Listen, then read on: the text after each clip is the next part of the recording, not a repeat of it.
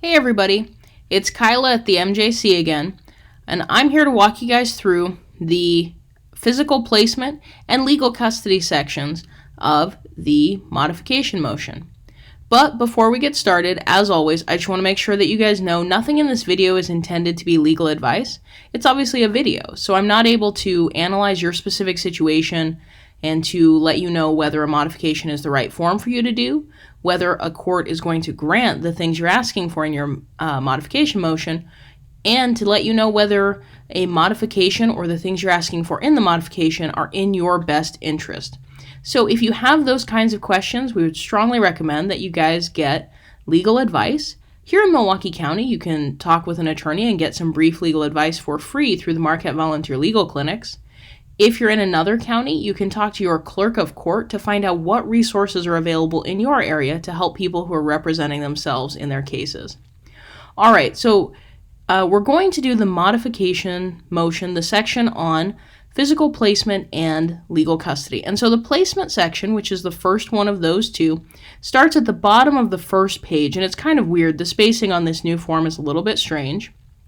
But so if you're wanting to talk about placement, and just as a reminder, placement is where the child lives, who they spend time with, and when they spend time with the parent they don't live with.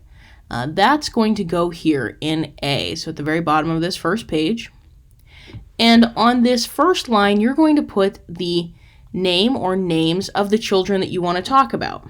So in our sample case, we've been doing Sally Smith is the child in that case, and you'll put that child's name.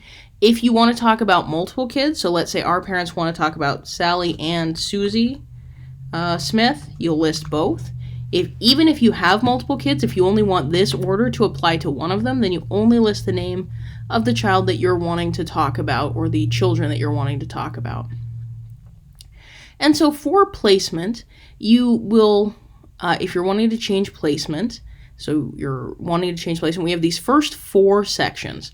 The first one is the one that you'll select if your current order says that one person or the other already has primary placement, and you're wanting to change it. So primary placement means that the child lives mostly with one parent, and you're wanting to change it so the child lives mostly with the other parent. That's going to be number one.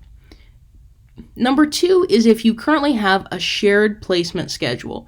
So a shared placement schedule means that the person who has less time with the child has at least 92 overnights in a year. And I know that's kind of a weird standard, but luckily I'm not the one who made it up. So here, shared placement means at least 92 overnights in a year with the person with less time. And you're going to check number two if you're wanting to go from that schedule to a schedule where the child lives mostly with one parent. So they spend less than 92 overnights a year with the parent that has them less often. Number three is if you're wanting to go from that primary placement, so living mostly with one parent, to a shared placement schedule where both of you have at least 92 overnights a year. And last but not least, number four is if you just want to change your schedule. So you don't want to change from primary to shared or shared to primary, but you want to change, say, the days that you see the child or things like that. So if I'm wanting to go from every weekend to every Tuesday and Thursday or something like that, that would go here.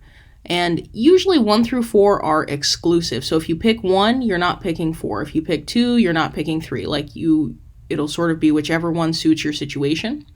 If you're not sure what your current order is, you obviously need to know that because you need to know what you're going from. You can find that in your most recent order, and you can get a copy of your most recent order from the Civil Records Center in your county. So in our situation, John and Jane, they have placement is currently primary with Jane. And if I recall correctly, John is filling out this motion. Yep, John's filling out this motion. So John wants to go from primary with Jane to a shared placement schedule because he wants to have at least 92 overnights in a year. But again, if you're going from primary to primary, then, if he wanted to change this, it could be primary with, right now it's with Jane. And then down here would be primary with John. So that's if he wanted to change it that way. Or if, again, wanting to go from shared to primary, so if they had a shared placement schedule and John was wanting to make it so the child lived with him now, we could fill that in here. So you can fill in any of those sections, but in our particular case, they want to go to a shared placement schedule. So then down here, this sort of gap 2 lines before we get to 5 and 6, this is where you're going to write in what the schedule will be. Because this up here just tells us it's going to be shared placement, but it doesn't tell us the specific schedule. So here's where John could say, placement with father on every weekend from Friday at 5 p.m. to Sunday 5 p.m. So you can see, here, placement with dad every weekend from Friday at 5 until Sunday at 5, where it's where you could put, whatever it is you're wanting to ask for up here above. Just specifically, what sort of schedule are you looking for?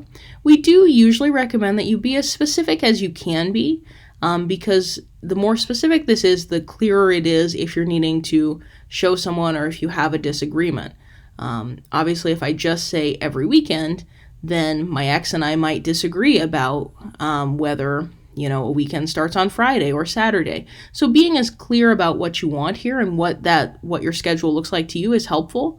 But obviously, everybody's situation varies, so if you're not sure what to put there, that could be a good thing to get some advice about and ask an attorney what you should ask for and what you're likely to get approved in your situation. And I should note, you fill that out for any one of 1 through 4. So I filled that out because I checked 3. You'd also fill that out if you checked 1 or 2. No matter what, you're going to put what you want the placement schedule with the other parent to be. Some people fill this form out, I know, and what they're saying is that they don't want to have a set schedule. So that might be if up here John asked for primary placement with him, and he knows he's going to let Jane see the child, but doesn't know when, doesn't want a specific schedule of that. We could say placement with mother at reasonable times upon reasonable notice. And so that kind of means we know that Jane will have placement, but we don't necessarily have a specific schedule of when she's going to see the child. If you are wanting to ask for the other person not to be allowed to see the child, then you would use the term held open, because remember, held open, you may remember from our previous videos, held open is fancy lawyer language for 0. If you are asking for placement to be held open, that's one of those situations where it'd be really good to get some advice, because sometimes it can be one of those things where you just need to talk it through with a lawyer. So in our situation, we'll go back and we're just going to say, I will make it so it's going to be primary with John, and we'll say placement with mother every other weekend from Friday 5 p.m. to Sunday 5 p.m. And again, you can put whatever you want in that section.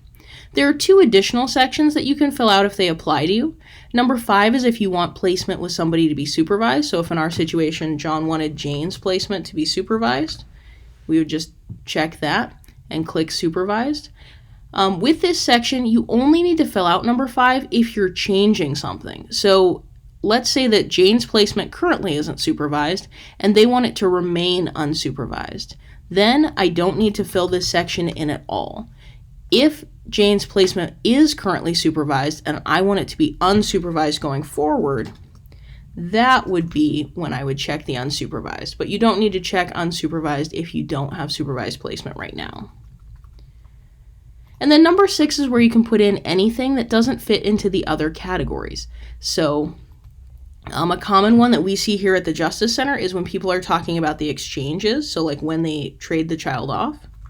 So I might say exchanges to take place at McDonald's on 8th Street. Or it could be sometimes people will want to talk about how the transportation is going to happen. So, dad to pick the child up, or if there's a restraining order, how are you going to manage that without having contact with each other? So those are some things. Again, other is just going to be anytime you're wanting to put in something that doesn't really fit cleanly, that talks about placement and doesn't fit cleanly in these first 5 categories. And then last but not least in this section, you're going to indicate whether or not you and the other person in your case have ever done formal mediation. So if you've ever been ordered to do mediation through a court, or if you've done mediation through some other program, you'll indicate this and indicate when it was. And do note that for mediation, they're typically looking for some kind of formal mediation. So even if you sat down with your friends or your mother or your grandmother, that may not necessarily count here. So think about sort of formal mediation. And then down here, you'll check this if you've never attempted mediation. So if you've never had to try mediation before. So that's all for the placement section. And then here we also have the custody section. And again, custody is decision-making power.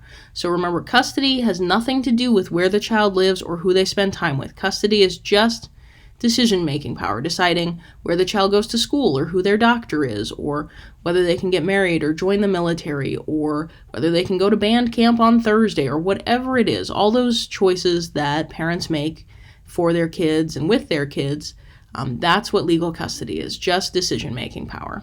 And again, we're going to write in the name of the child or children that we want to talk about here. So for us, we're still talking about Sally. And again, if you have multiple kids, you can list multiple kids there, just like you could in the placement section.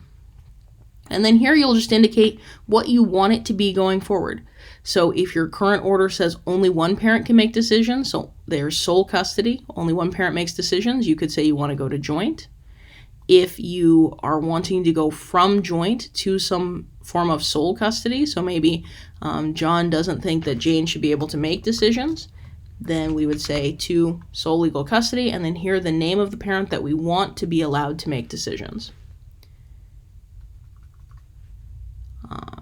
And so then that's that. There is an other section there, so if you have some sort of unusual custody decision-making arrangement that you're wanting to talk about, you can fill that in under number 3. All right, well, that is all for that section of the forms. I will be back later to talk you guys through the financial sections of this form in a different video. All right, thank you all for listening today. Now go out and represent yourselves well.